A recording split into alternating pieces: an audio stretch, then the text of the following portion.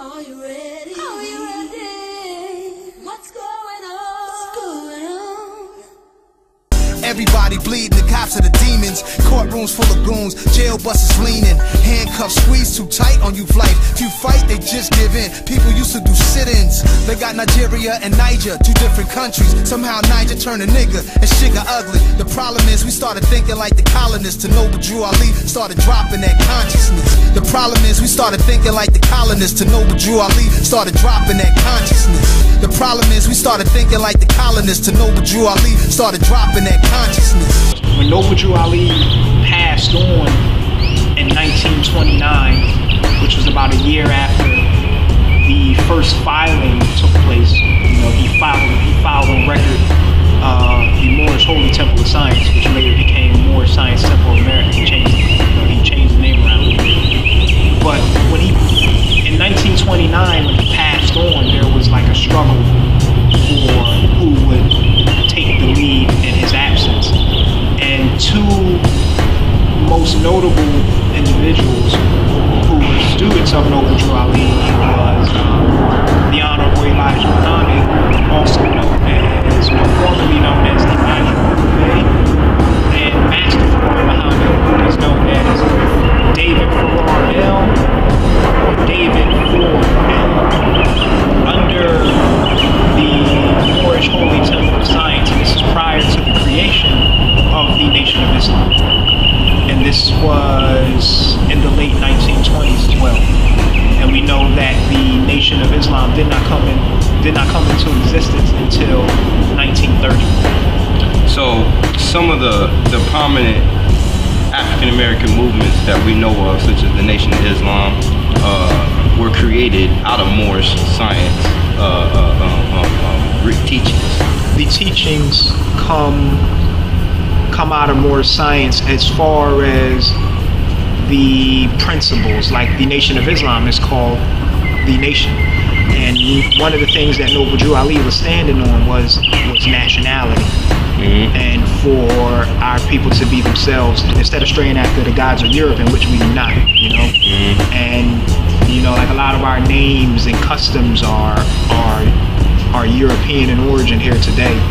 So and like even if you look at the headdress early on in the Nation of Islam, I mean, it's a fez just without a tassel. Correct. And some of the early headdresses in the NOI had fezzes as well, with a crescent moon on the front of the headpiece. So a lot of similarities. Why is it that we have the L and the Bay, but Noble Drew Ali had neither? So what does his name really stand for? The Ali is exalted. It's just the exalted one, like high exalted ruler. Noble Drew Ali, he had referred to himself as an Egyptian adept. Yeah. Can you explain what exactly that means?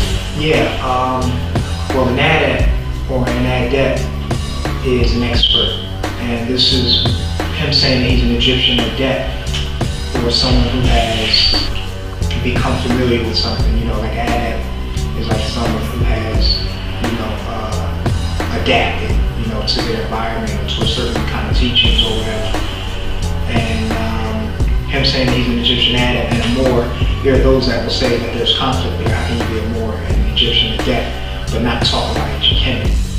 Well, because he was coming from the perspective that the Moors are the custodians of what the Egyptians had left. Same people, just different lineage throughout the ages. So, and this is where you get the adept chamber of the Moorish Science Temple, which is the adept chamber is where all grand sheiks or soon to be grand sheiks go through to head their temple or to become a leader. They're going through the adept chamber. So this is directly from Noble Drew Ali, him saying that he's the Egyptian adept, also the original, you know, adept.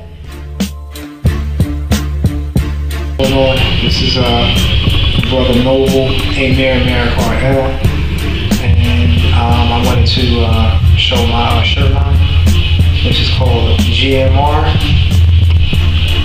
which stands for Glorious Moorish-Divine Revolution, and GMR is for short. I shortened it up so that The title wasn't so long, and it's pretty much self-explanatory. Here I got a pyramid, and, with the different signs and symbols on there. So I had the I, the Allah, the all-seeing, the almighty, infinite one, the I, or I as in I, meaning me, for yourself, you know what I mean? And also known as the I of Heru, and which is where you get the term horoscope, because it's Heru's scope. Dealing with dealing with your astrological sign and the cosmos and all of that, you know what I mean? So, Moors are from Morocco.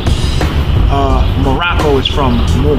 Yeah, you're right. Or from the Moors. You're right. Yeah. You had mentioned something that sounds very similar. You said Amorica. Yes. Which means a land by the sea. Land by the sea. Land by the sea. Which also sounds very similar to America. Yes. And is there any similarity to that? Or there's always no coincidence when these things happen? Sure. Sure there is some similarities, because if you break down the term America, even though it's not traditionally a compound word, it's singular. But if you were to make it a compound word, the term America, you have two words. Ahmir, which is Ahmir, and Rika. So the Amirs were the admirals or the princes of the boats. Oh. Or Ahmir means prince. What? And Rika is Latin for rich. So America would just signify rich seafarers or rich. Ancient America would be considered what is now known as like Normandy, France. Okay. Prior to it becoming France, and prior to France and England fighting over the territory, it was known as that. I want to say during the time of the Normans, or which is where you get Normandy from, or Northmen or Norse, which are the Vikings prior to that. Mm-hmm. It was referred to as that. And then also there's a place in Morocco called Almeria, which is, in direct relation to Amorica and America. Is it true that the word Moor also stands for, and not exactly in definition, but how the European kind of identified the Moors as travelers by sea? Yeah. Interesting. Moor or Moro is related to terms like marine or maritime, or like a mariner environment. And you have names of, like, there was a time where like Normandy in France, up in that area, was actually referred to as Amorica, or ancient Amorica. And Amorica meant land by the sea. And this was prior to I want to say the 7 Years' War between England and France. When leading up to the 7 Years' War between England and France, and they were fighting over what's known as France today. And this is when England was called Lesser Brittany, which is the opposite of Greater Brittany or Great Britain. And prior to this time, the land had the mark of the Moor, being called Amorica or ancient Amorica. Again, and even if you get it, even if you get into that, like if we're getting into sailing or like the shipping industry, the ship's lines or any kind of capstan or electrical equipment that's used to tie the ship up to the pier is called mooring gear. And like when the ship gets to the pier, tied up securely, they pass the word over to 1MC, which is known as a loudspeaker. They say moored, shift colors, and the colors is the flags. So you're going to move the flag from one area to the ship to another area to the ship to signify that the ship is securely fastened to the pier.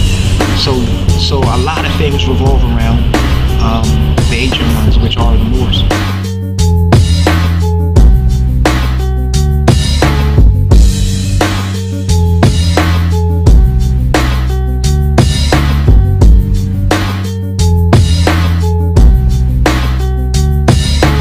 Problem is we started thinking like the colonists. To Noble Drew Ali started dropping that consciousness.